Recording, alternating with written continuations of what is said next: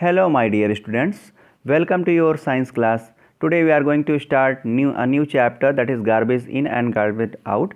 This is chapter 16 of your NCERT book, and in this particular video I will introduce you the chapter garbage in and garbage out, then see what is garbage and waste, then we'll see what is biodegradable and non-biodegradable items around us. After that we'll see assignment.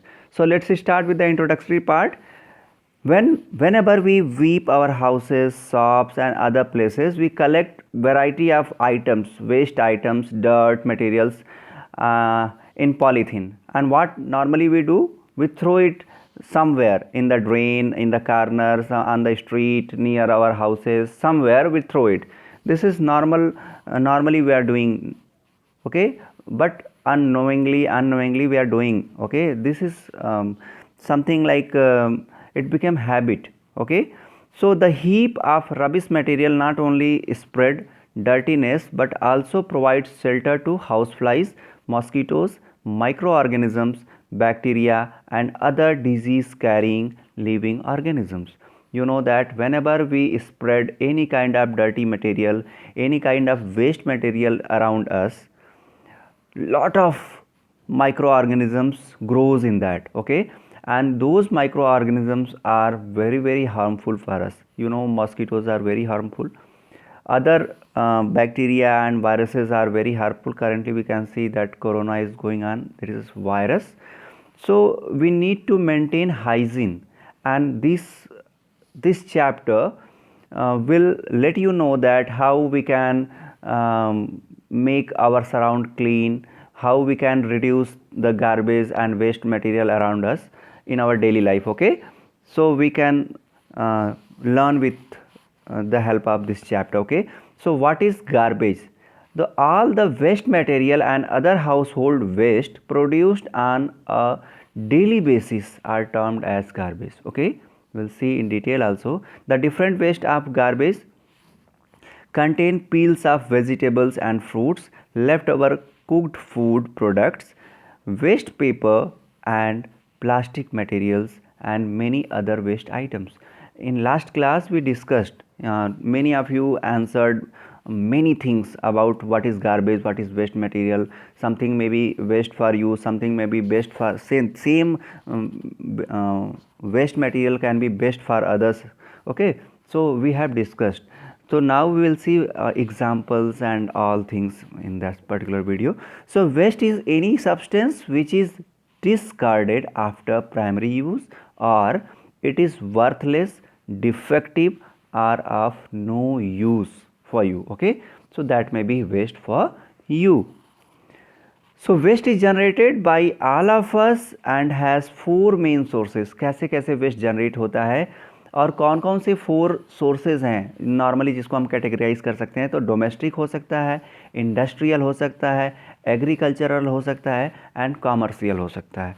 तो in these are the major criteria dividing waste materials, okay. So what is produced domestically? So these constitute the kind of waste that are generated by household, offices, schools, etc. and includes what? Food remains, fruit and vegetable skins or peels, you can say, clothing item, used plastic item, etc. and there may be other things also.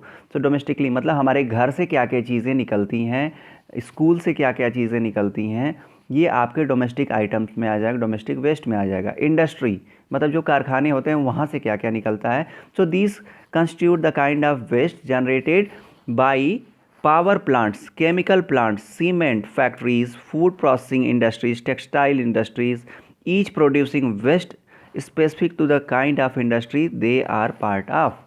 तो industrial domestic में वो चीज़ हो गई जो हमारे घर से produce होती है, स्कूल से प्रोड्यूस होती हैं, ओके. और इंडस्ट्रियल का मतलब ये है कि जो इंडस्ट्री से, तो जिस तरीके की इंडस्ट्री होगी उस तरीके का वेस्ट मटेरियल वहाँ से निकलेगा. जो बन के अच्छी चीज़ निकलेगी वो तो अलग चीज़ है, वो तो यूज़फुल प्रोडक्ट हो गए, लेकिन जो साइड प्रोडक्ट निकलते हैं, जो वेस्ट प्रोडक्ट निकलते हैं वो इंडस्ट्री से, वो अलग चीज़ होते हैं और अलग अलग इंडस्ट्री के वेस्ट प्रोडक्ट अलग अलग होते हैं. Now come to agricultural part. So agriculture, this constitute the kind of waste that are produced by undertaking agricultural activities like husk, expired medicine, fertilizer, pesticides and containers. जो जो husk होता है, ये जो ग्रेन हम प्रोड्यूस करते हैं उसके बाद निकलता है। मेडिसिन जो हम यूज़ करते हैं दवाई पौधों को बचाने के लिए, दूसरे भी और भी फर्टिलाइज़र जो यूज़ करते हैं, ये सारी चीज़ें जो हैं वेस्ट प्रोडक्ट के रूप में निकलती हैं हमारे एग्रीकल्चरल से। कमर्शियल एक्टिविटीज़ को अगर आप देखें तो this constitute the kind of waste generated by commercial enterprises including disposable plastic, cutlery, food items, food packets, textiles etcetera. तो जो चीज़ें पैकेजिंग में इधर से उधर लेके जाने में यूज़ होती हैं, फिर जब हम अनपैक करते हैं चीज़ों को, फिर एक्स्ट्रा जो चीज़ें बचती हैं वो क्या होते हैं, वो बेकार ही जाते हैं। तो वो भी एक तरीके से वेस्ट जनरेशन का सोर्स है। तो आपने देख लिया कि डोमेस्टिक सोर्स हुआ, इंडस्ट्रियल हो गया, एग्रीकल्चरल हो गया, कमर्शियल हो गया। तो ये हो गए जहाँ से हमको वेस्ट प्रोडक्ट मिलते हैं। तो not all garbage can be classified as useless, as there are some products which can be reused or recycled. Okay, so when garbage is taken away by the municipality, it is taken to the low lying area and open area. Okay, low lying open area known as landfills. This is very important to know what is landfill. So these are low lying area. Okay, landfill is a low lying area. It is what? It is used for separating items. Okay, जब हमको items को separate करना होता है कि कौन सी चीज़ें हैं, क्या क्या इसमें से काम वाली चीज़ें निकाली जा सकती हैं, तो वो लैंडफिल के पास लेके जाते हैं। जब हम सेपरेट कर लेते हैं, here garbage is separated into two categories, the items that can be used again for some other purpose and the item that cannot be used.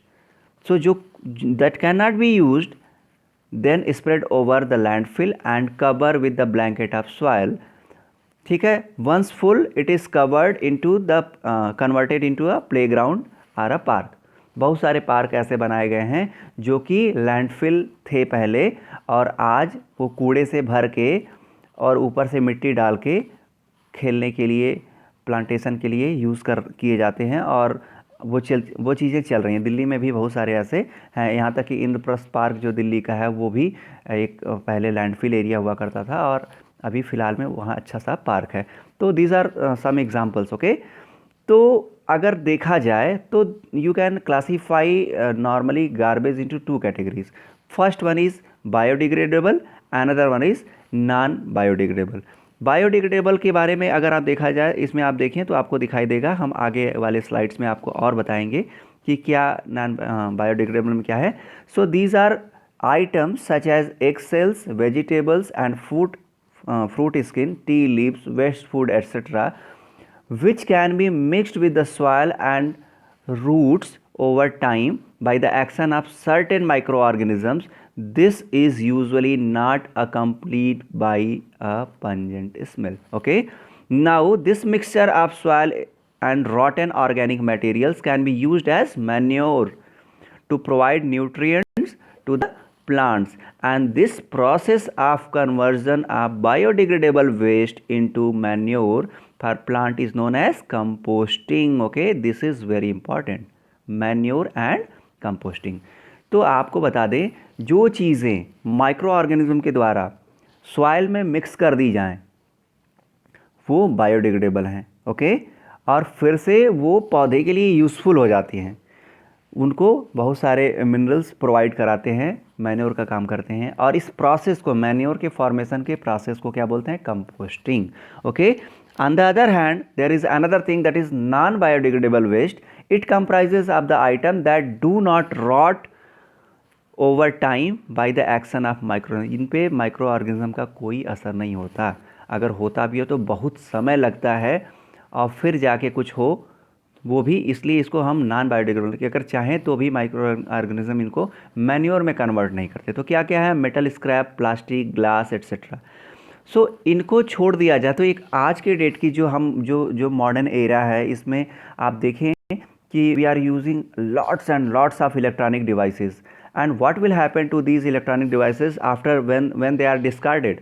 Okay, so this will become electronic waste or e-waste. Okay, and that is composed of electrical appliances or components that are no longer serve for their specified function and hence needed to be reused or resold, recycled or disposed of. Okay, so these are non biodegradable as no action by microorganism is effective in breaking them down. तो ये waste भी non biodegradable होते हैं और इन पे भी micro organism का कोई भी असर नहीं होता है। तो आज के डेट में और आगे आने वाले समय में इलेक्ट्रॉनिक डिवाइसों को भी डिस्पोज करना एक बहुत बड़ी चुनौती होने वाली है। ओके, तो आप देखिए कि नॉन बायोडिग्रेडेबल और बायोडिग्रेडेबल आइटम में अगर आप देखें तो यहाँ पे आपको जो फूड स्किन, बहुत सारे फूड पिल्स आपको दिखाई देंगी। जो हमारे किचन का जो वेस्ट होता है वो आपको बायोडिग्रेडेबल वेस्ट में आसानी से ये आप सॉर्ट आउट कर सकते हैं। नॉन बायोडिग्रेडेबल को भी आप आसानी से सॉर्ट आउट कर सकते हैं। देखिए यहाँ पे प्लास्टिक की बकेट्स हैं, चेयर्स हैं, बॉटल्स, बहुत सारी चीज़ें देख रहे हैं आप। ओके, तो ये नॉन बायोडिग्रेडेबल है, इन पे बैक्टीरिया का, माइक्रो ऑर्गेनिज्म का कोई इफ़ेक्ट नहीं होता है।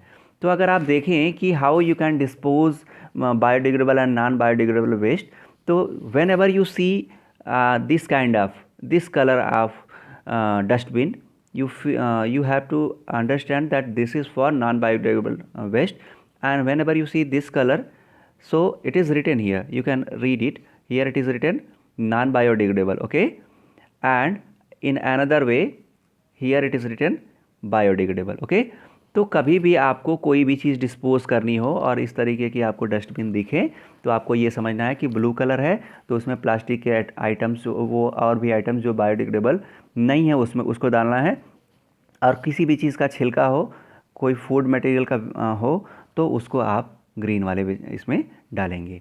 तो ये हो गया तरीका। Okay, that's all for this video and you have to make notes and if possible you try to draw diagrams also. Okay, so these are the resources. That's all in this video. Thank you, thanks for watching. Jai Hind and Jai Bharat.